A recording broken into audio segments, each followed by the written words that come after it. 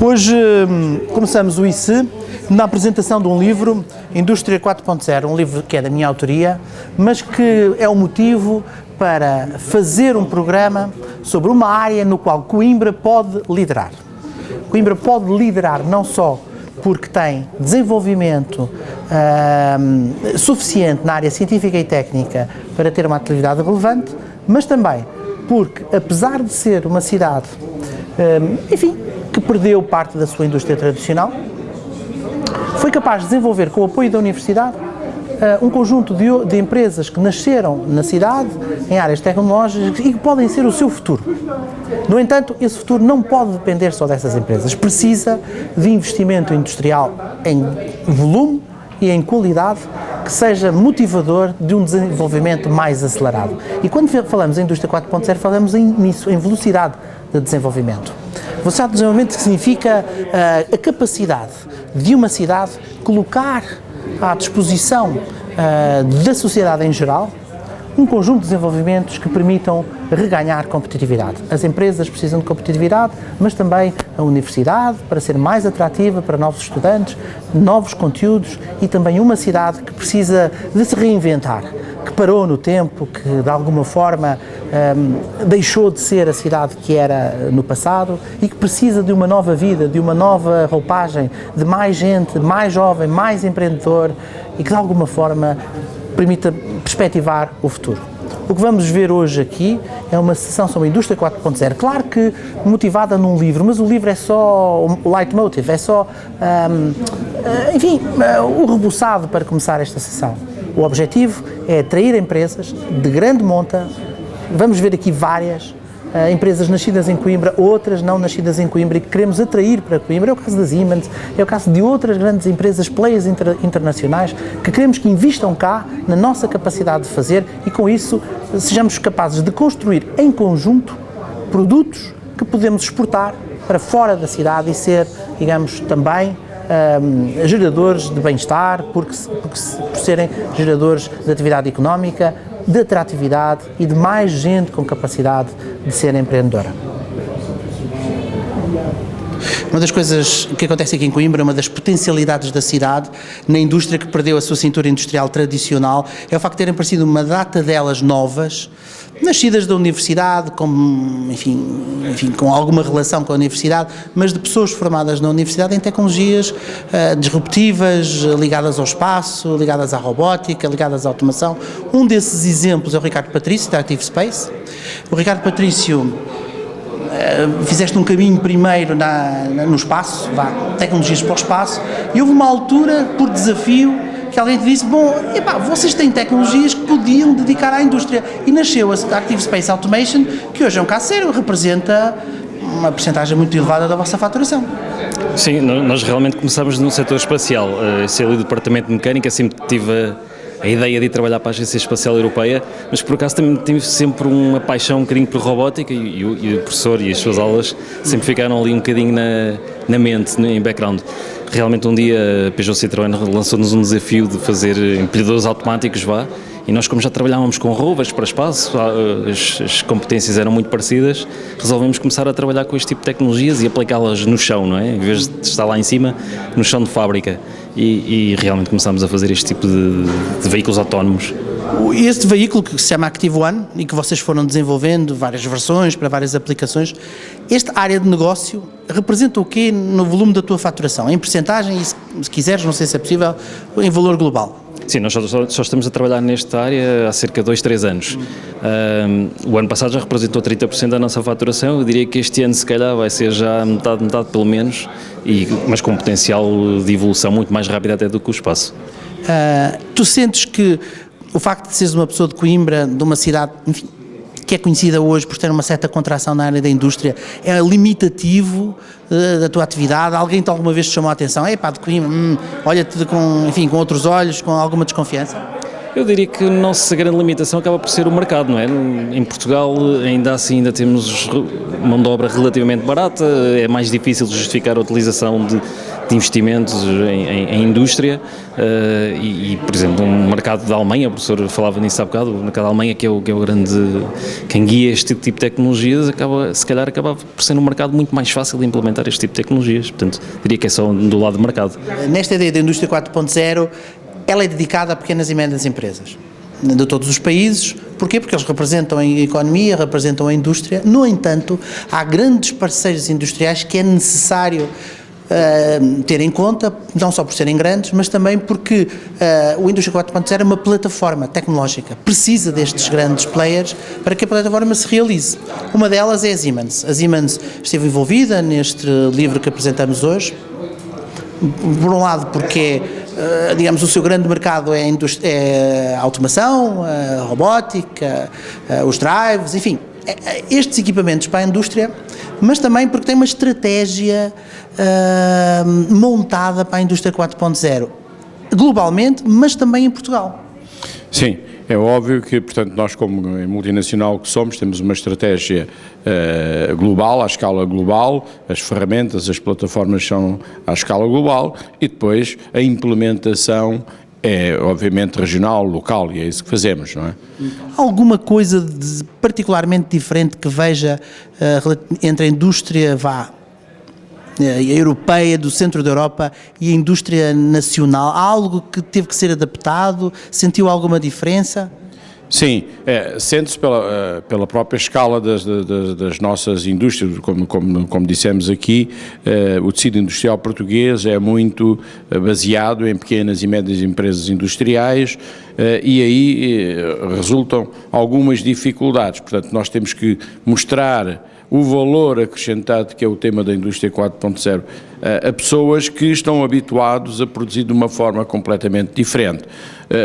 Se vamos para o centro da Europa, e como sabe, este tema da indústria 4.0 é alavancado pela própria Alemanha, começou a repensar este tema há muitos anos atrás e, portanto, é de uma forma geral e devido à dimensão das próprias empresas que têm e à capacidade financeira que as próprias empresas têm de realizar projetos desta envergadura. E aí nota-se uma diferença. Aqui em Portugal temos um problema de estrutura financeira das próprias empresas que precisam de se financiar. Estes projetos que temos lançados, deste tema agora, a segunda fase do programa da Indústria 4.0 é importante, que foi lançado agora recentemente em Guimarães, é importante, há 600 milhões em que as empresas, sobretudo as pequenas e médias empresas que precisam disto, de concorrerem com projetos de valor a estes fundos comunitários, porque só assim é possível.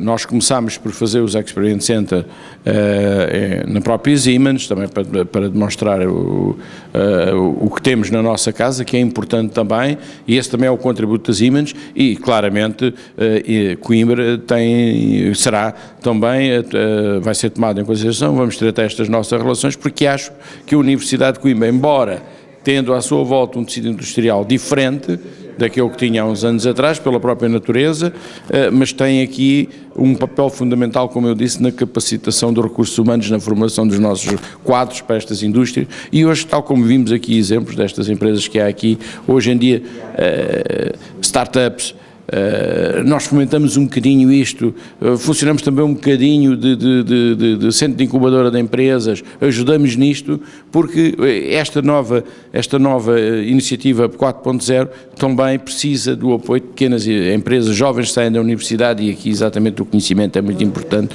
que começam eles próprios a desenvolver as suas ideias, os seus projetos e a trazê-los para o campo real. Merecem ser ajudados e apoiados, esse é o nosso papel. Outra coisa importante é uma estratégia da cidade, que não pode deixar de ser também uma estratégia da Universidade de Coimbra para este tipo de assunto. Esteve um bocadinho parado no passado, podemos chamar isso de distração ou outra coisa qualquer. Na verdade, agora há uma vontade de retomar uma estratégia de liderança, não é uma estratégia de acompanhamento, é uma estratégia de liderança.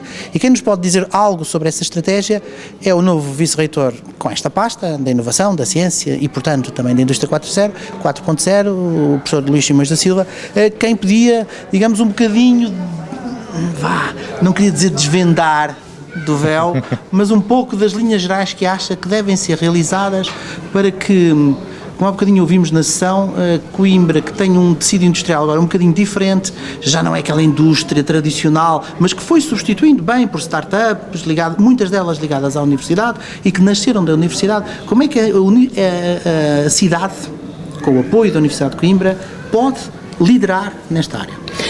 Eu penso que de uma maneira muito clara e muito direta temos que quebrar os tabus e dizer Coimbra tem que ter uma vocação industrial. E não nos refugiarmos em ideias antigas. Aliás, quem assistiu à sessão hoje viu que isso foi partilhado por todos os intervenientes, pelo meio secretário de Estado, pelo responsável de uma grande empresa da Siemens em Portugal. Todos dizem a mesma coisa. A indústria, a capacidade industrial é essencial para o desenvolvimento da nossa sociedade e para melhorar as condições de vida de toda a nossa população. E, naturalmente, que sendo a universidade o sítio onde se gera conhecimento, a universidade tem que ser a primeira a assumir essa responsabilidade e liderá-la.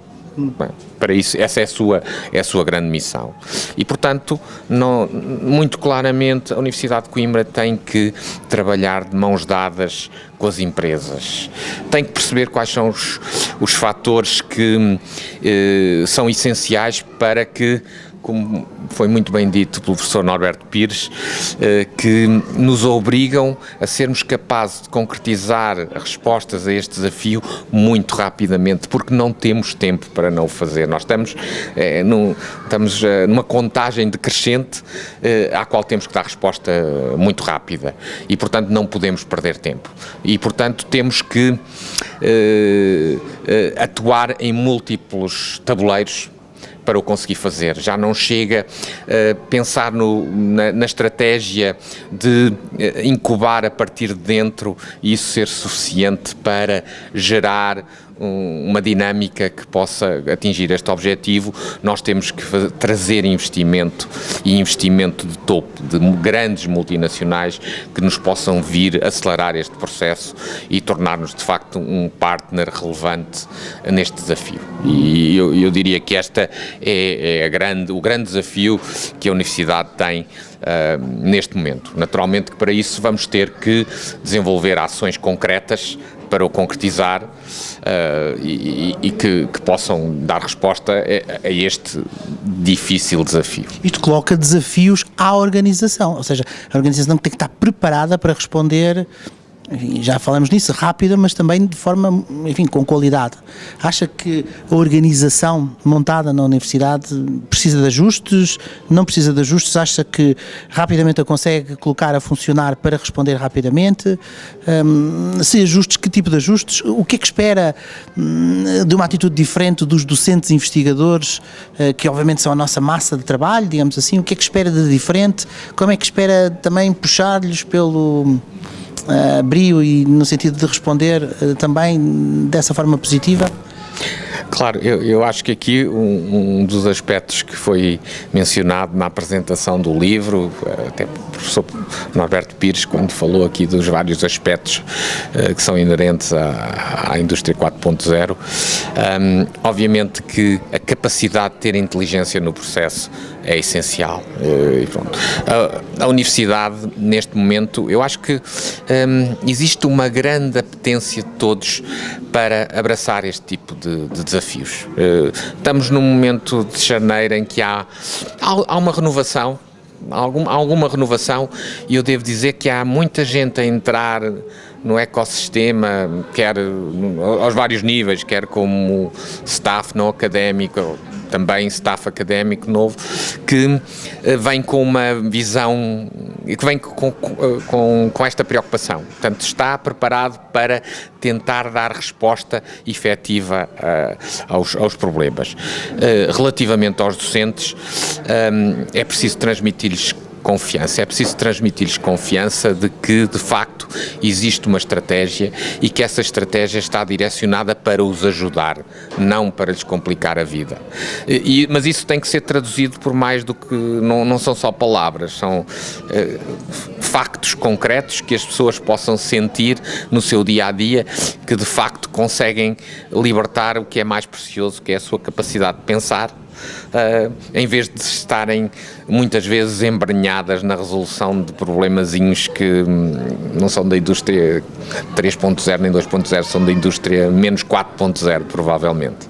Ter coisas no mercado na área tecnológica não é só computadores, não é só informática, não é só aplicações com robôs, com gadgets para telemóveis, é também aquilo que nos fez estar aqui hoje, que são os livros. Os livros obrigam a alguma reflexão para os escrever, mas também alguma reflexão para quem o pega neles e folheia as páginas e absorve aquela informação. O livro dá aquele tempo de reflexão. Estar no mercado implica editoras que produzam esses livros.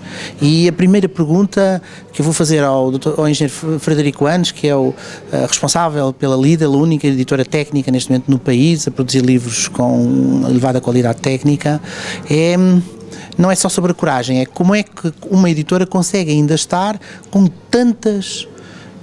como é que é dizer, tantas solicitações de outros gadgets, coisas para computador, a própria internet que me permite descarregar. Se calhar este livro que apresentamos hoje já está na internet, não faço ideia, se calhar já está para cópia pirata. Como é que é possível concorrer com este tipo de, eu não queria dizer ameaças, mas com este tipo de realidade?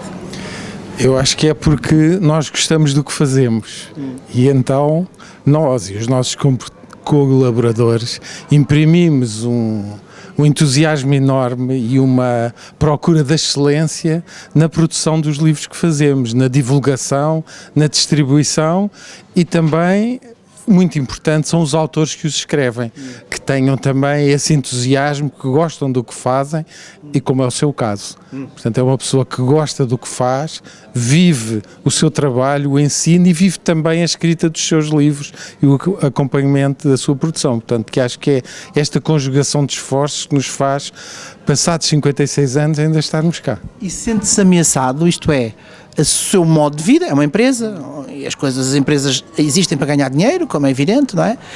O seu modo de vida, esta área de atividade, sente-a ameaçada ou acha que com esta atitude a ameaça é perfeitamente ultrapassável? É assim, sinceramente acho que já me senti mais ameaçado. Eu acho que nós estamos a conseguir produzir livros que sejam, na verdade, uma mais-valia para quem os compra.